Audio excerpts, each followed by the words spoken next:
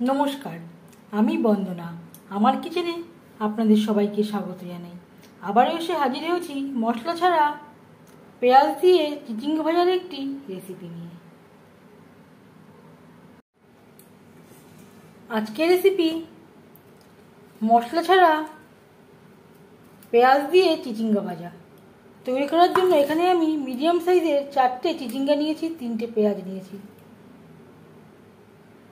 সবার প্রথমে চিচিঙ্গা চেঁচে নেব আর পেঁয়াজ খোসা ছাড়িয়ে নেব আর পরিষ্কার করে ধুয়ে নিয়ে ফিরে আসছি।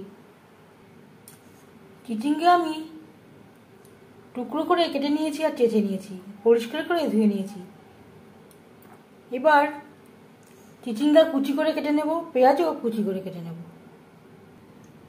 পেঁয়াজ কুচি করে কেটে নিয়েছি, চিচিঙ্গাও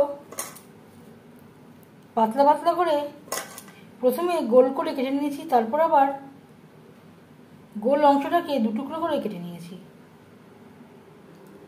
পরিমাণ মতো রিফাইন্ড অয়েল গরম করে নিয়েছি। দিয়ে দেবো পেঁয়াজ কুচি। এখানে আমি 2টো পেঁয়াজ অ্যাড করলাম।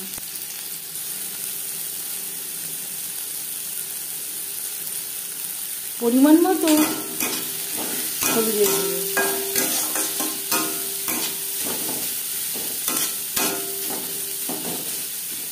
পেঁয়াজ লালচে করে ভেজে নেব।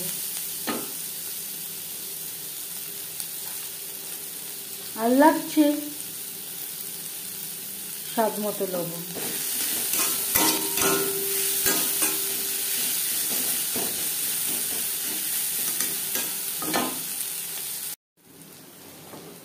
পেঁয়াজ লালচে করে ভাজা হয়ে গেছে।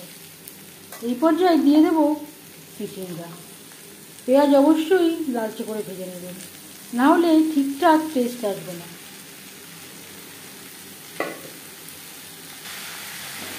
পেঁয়াজের সাথে চিচিঙ্গা বেশ ভালো করে মিক্স করে দেবেন।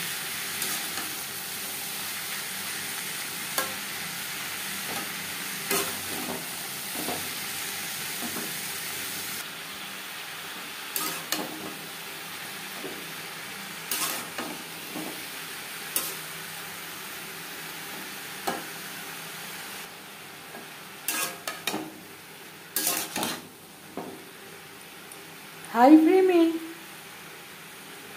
3-4 মিনিট রান্না করে নেওয়ার পর গ্যাসের ফ্লেমটাকে লোতে করে দেব।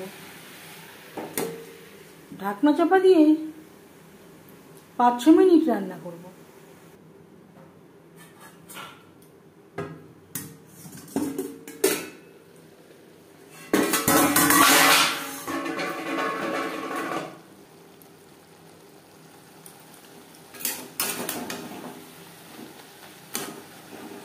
এর মাঝে আমি 1-2 বার নাড়াচাড়া করে দিয়েছি।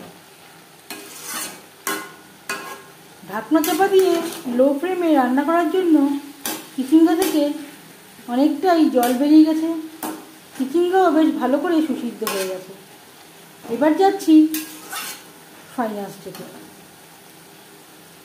গ্যাসের ফ্লেমটাকে হাইতে করে দেবো। হাই ফ্লেমে আমরা 2-3 মিনিট রান্না করব। যে জলটা বেরিয়েছিল এটা শুকিয়ে অল্প ড্রাই করে নেব।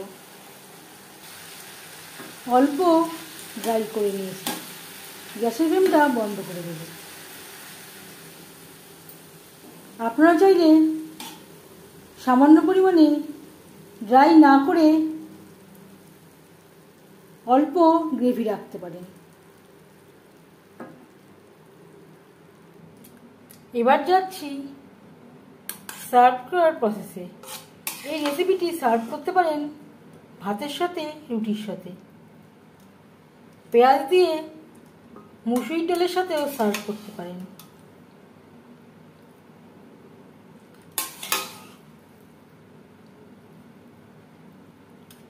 মশলা ছাড়া পেঁয়াজ দিয়ে চিচিঙ্গা ভাজার রেসিপিটি কেমন লাগলো অবশ্যই জানাবেন কমেন্টের মাধ্যমে।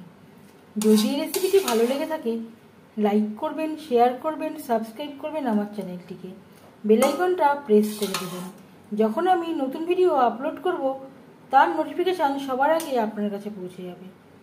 আপনারা সবাই অনেক অনেক ভালো থাকবেন। এই ভিডিওটি দেখার জন্য ধন্যবাদ।